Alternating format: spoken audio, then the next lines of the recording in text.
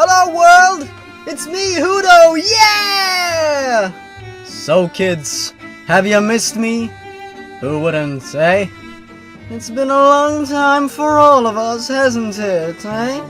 But now, I'm back! I'm gonna be honest with you guys. Inherently, I'm not someone who likes to be negative. I prefer being positive and saying positive things. However, it appears you guys want me to cover this one topic, so I'm gonna do that. A few weeks ago, I went over my personal favorite plot twists in creepypastas. Naturally, you guys wanted to hear the most poorly executed ones. Now, I'm not saying this list is gonna cover every bad creepypasta plot twist ever, since there are billions upon billions of shitty ones. It's impossible to read them all.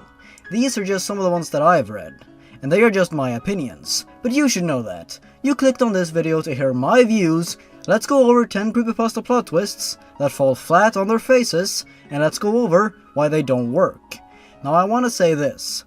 I have nothing against the authors of the stories I'm about to mention. You can only improve with each story you make. So if I come across as harsh in this video, or a future video, or in a past video, I apologize. Let's get on with it. Here are the top 10 worst creepypasta plot twists.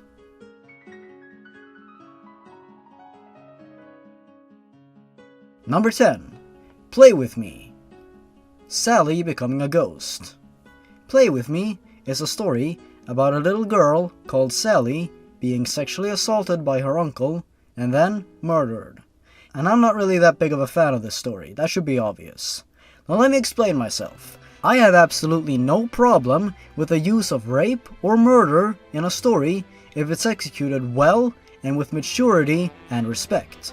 However, when subjects like those are used for no other purpose than to shock the reader and nothing more, leaving the entire thing feeling pointless by the end, that's where I take offense. This story is an example of this. It's not the worst example of it by any means, honestly, but it still could have been handled much better, and it made the serious subject feel very jarring. They felt pointless, cobbled together, and like a lazy attempt at making you feel sympathy for the character, since the uncle still takes her life the next day. And then we reach the ending. Apparently, for whatever reason, Sally is now a ghost who haunts people. Why does this plot twist fall flat exactly? It felt very much like a forced afterthought. There was no reason given for why she became a ghost. Saying that she wants to take revenge is, to me, not really a valid reason for her coming back. I mean, I guess it could be sort of justified, since she had unfinished business, I guess, but I don't know, it came out of nowhere. But it was not the worst plot twist ever, hence why it's at the number 10 spot. Oh well, moving on. Number 9. Blood Whistle. I am going to take my own life. Blood Whistle is hilarious. A Mario hack creepypasta. A prime example of how style really doesn't make up for lack of substance. This story uses a lot, and I mean a lot, of pretty or pretentious words and descriptions that really don't make up for how absolutely ridiculous this story is. And one of the dumbest moments in the story is when the author reveals his true intentions of what he's going to do after playing through the game. He's going to take his own life. What I find hilarious about this quote-unquote plot twist is the fact that it's painfully obvious. Not only does the story tell you that the main protagonist was found dead in his dorm room during the very first paragraph, actively killing any tension the story could have built up, but it also leaves obvious hints towards the author's ultimate fate at numerous points before he reveals it to the reader. And the worst part is, he commits suicide due to playing through a spooky Mario ROM hack for no reason whatsoever. So dumb. Number 8. Grand Theft Auto San Andreas Limited Edition. That's a mouthful. Murdering the President? This story, oh my god. This story is just too freaking good. So the author of this story buys San Andreas from eBay because where else would he buy it from, eh? And of course, spooky stuff happens. After playing the game for a bit, the author is put on a mission titled Kill Him. In this mission, he is tasked with murdering a, and I quote, well-dressed African American. As he does this, the TV cuts to Channel 6 News, where the news tells him that President Obama and all of his associates have been killed in a shooting by a man who looked just like the character the author was playing as. The game then says, "Mission passed, we have notified the police." Seconds later, SWAT busts in and arrests the author. The end. So, do I even need to comment? The story gives no reason or explanation for how Obama was murdered. How would you kill an actual person through a video game? And the thing that totally ruins the already hilarious plot twist is that it's so easily disprovable, because Obama is still alive and kicking to this day. What was the author thinking?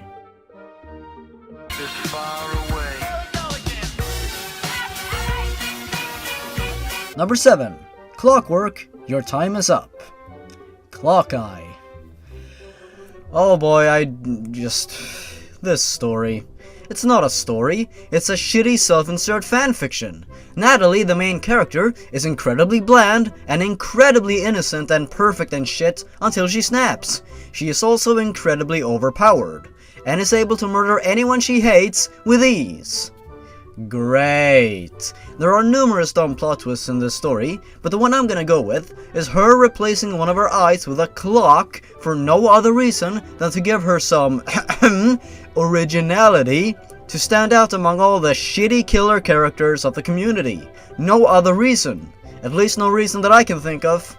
It doesn't work because there's no reason or motivation for her doing this. The whole time subplot in the story is so disgustingly forced and pretentious and completely dumb that it really doesn't justify anything in the slightest. So, the plot twist is completely pointless. Just another way to give the reader some torture porn. This story is the very definition of torture porn, by the way. Excessive gore for the sake of excessive gore and nothing else. This story, man. I swear. Number 6. Rayman 4. Becoming a Lum. Rayman. I love Rayman. Anyone who has ever played Rayman knows I love Rayman. Because I mean, look at my username. This story though, man. This story is long, tedious, and describes every little single thing in excruciating detail. The story tells us of how the author finds a copy of Rayman 4, a game that hasn't even been released, and how he conveniently enters a contest arranged to celebrate the game and Rayman in general. The mascot that everyone knows and loves. In this contest, the author becomes one of the finalists, because of course he does, and is led to a private room where he gets to play the game on his own.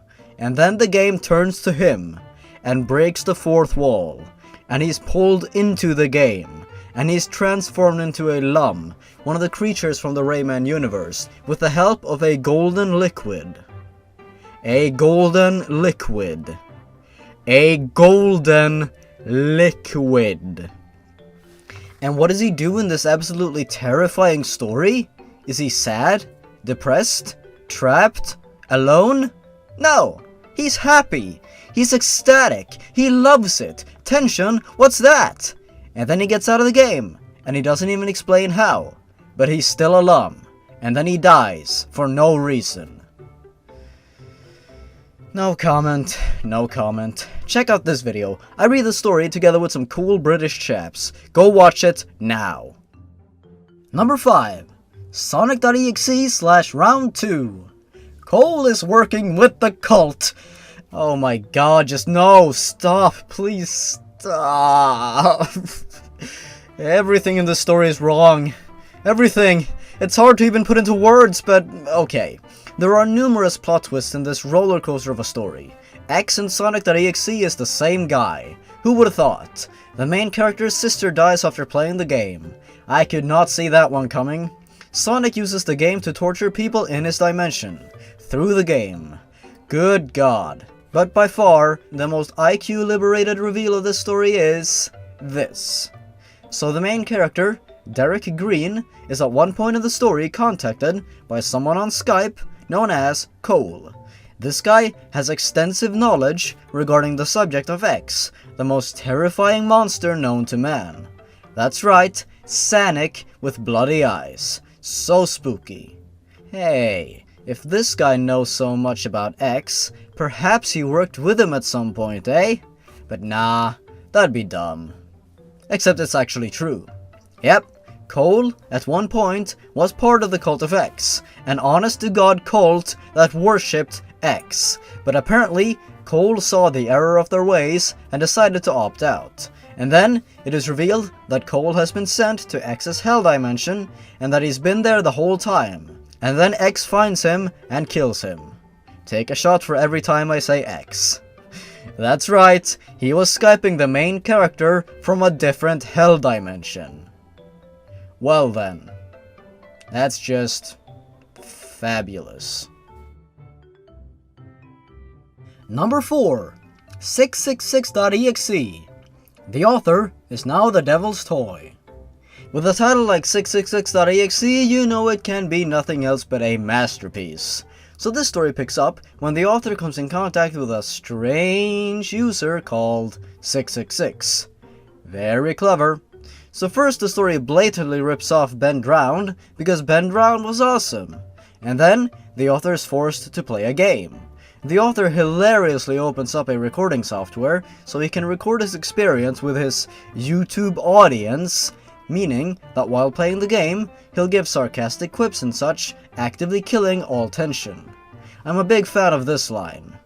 To my amazement, it didn't seem like anything to do with 666 at all. Instead, there was a red background with dark letters saying 666.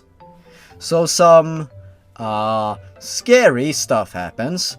The author brings up Sonic for no reason, because sonic.exe is scary. He brings up Cleverbot for no reason, even mentioning Ben at one point, because Cleverbot is scary.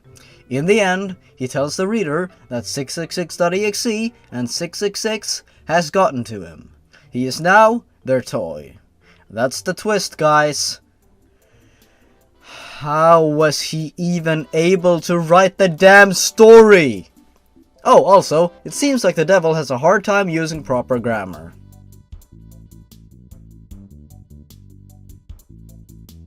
Number 3. Cleo the Killer. Murdering her bullies and family. What's with all these stories and these weird-ass names? Cleo? Lou? What is this? This story is thankfully short, but crams in so much wrong that it's straight up painful.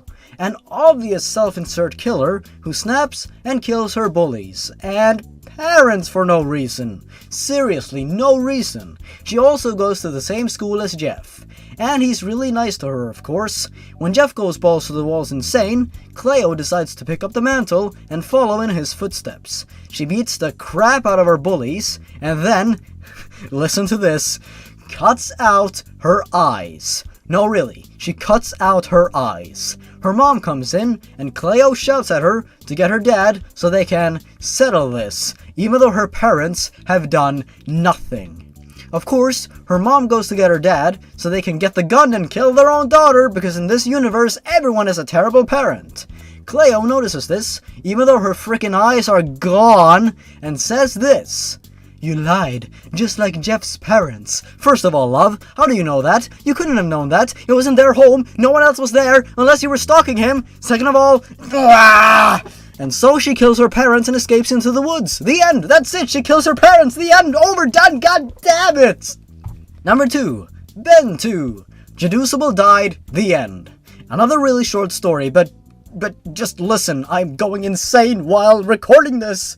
This unofficial sequel to Ben Drowned, a story that never needed sequels in the first place, picks up sometime later.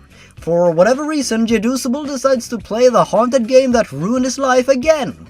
Ben tells him to go to sleep because of course he does. Jeduceable rushes to his Twitter, tweets that Ben is now free, and gets in a car and drives off. Ben then hacks his Twitter and tweets that Jeduceable is going to die. He then, and I quote, spawns on top of Jedusable's car and says this gem.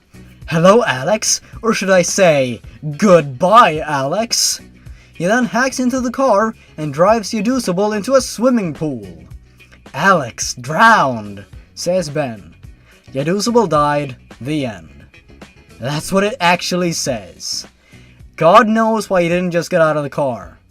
Yaducible died. What a twist. Oh, and the author hilariously pulled a JC the Hyena on us. JC being the author of sonic.exe. When this story was deleted off the Creepypasta wiki, the author had this to say. Damn you! You deleted my pasta after how much effort I put into it, and poof! It's gone. It was called Ben 2. We've all been there, man. Don't worry about it. Number 1. Time Travel Journal.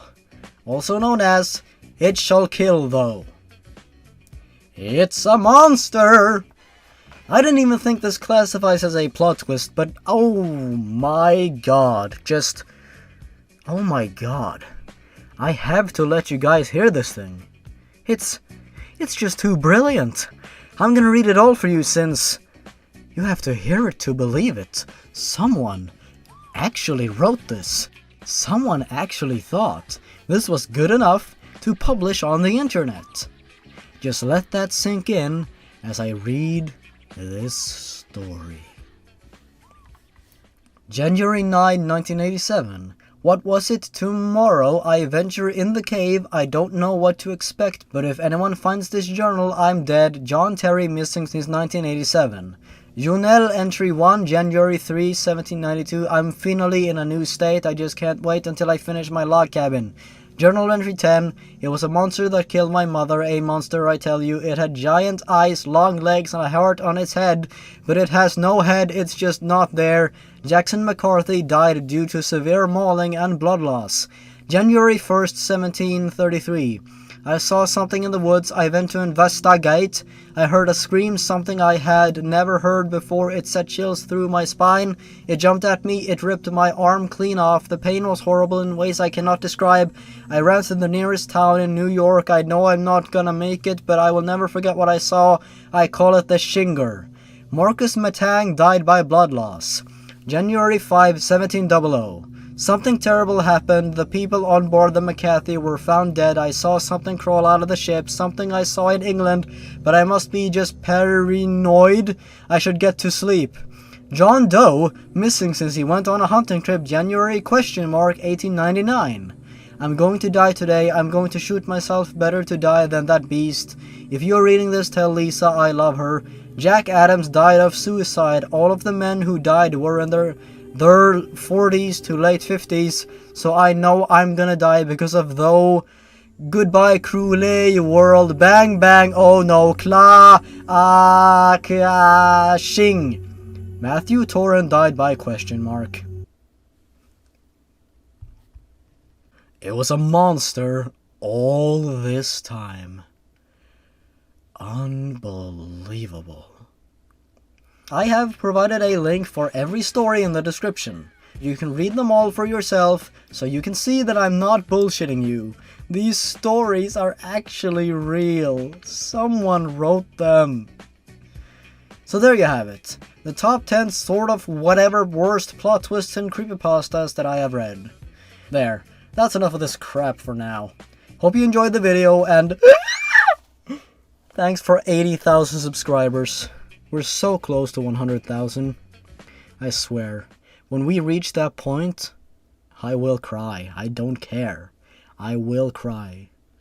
We've gotten so far, and it would not have been possible without you. Just give yourselves a pat on the back, you wonderful, perfect people. Easily the greatest fans in the entire freaking world. Once again, I thank you all. I'm so grateful of this. Really, I am. Thank you all from the bottom of my heart. If it weren't for you, I would have no reason to make these videos. Thank you for making my life a brighter one. Have a good one, guys. Take care and stay awesome. Goodbye. Oh no. They found me. I don't know how, but they found me. The creepypastas. I know what I must do.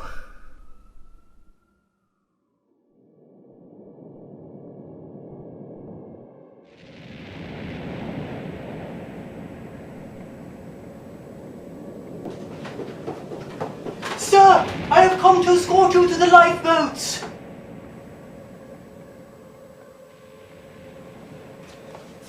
in the middle of a suburban neighborhood. I don't think a simple lifeboat would make a difference.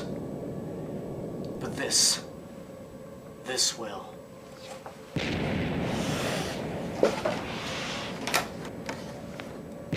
Oh!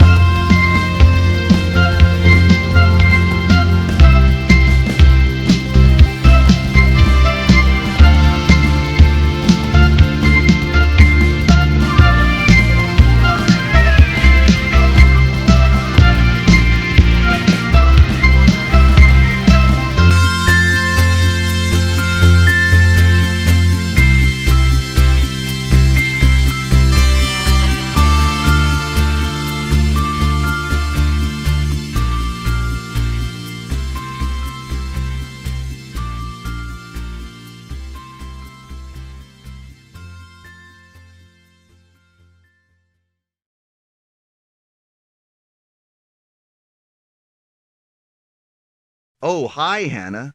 Oh, hi, Hannah.